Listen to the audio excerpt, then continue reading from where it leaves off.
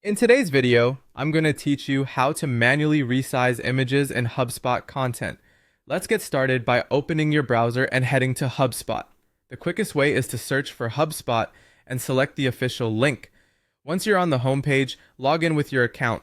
Make sure you're using the correct workspace if you have access to multiple accounts, so you're editing the right set of files. After you're in, look for the main navigation and click on Content. This is where Hubspot keeps your web assets and media. From there, choose Files. The Files tool is your media library, and it's where you'll manage images you want to edit. Inside Files, pick the folder that contains the image you want to work with. If you're not sure where it lives, you can use the search bar at the top to find it by name. Once you've located it, click the image to open its Details panel. This will show you a preview, file type, size, and current dimensions, which is useful to know before resizing. Next, select Clone and Edit. Cloning is important because it protects your original file. You'll be working on a copy, so if the new size doesn't look right, you can always go back to the untouched original without losing anything.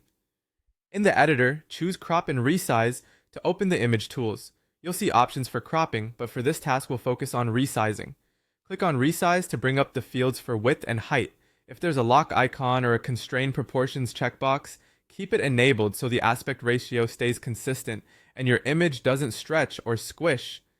Enter the new width or height in pixels. The other dimension will adjust automatically if proportions are locked. As a tip, reducing size generally preserves quality, while enlarging can make images look soft or pixelated, so try to start with the largest version you have. Once the new dimensions look good in the preview, choose Save New Image. This saves your resized version as a separate file. You can give it a clear name that includes the new dimensions, like 800 value, to keep your library organized.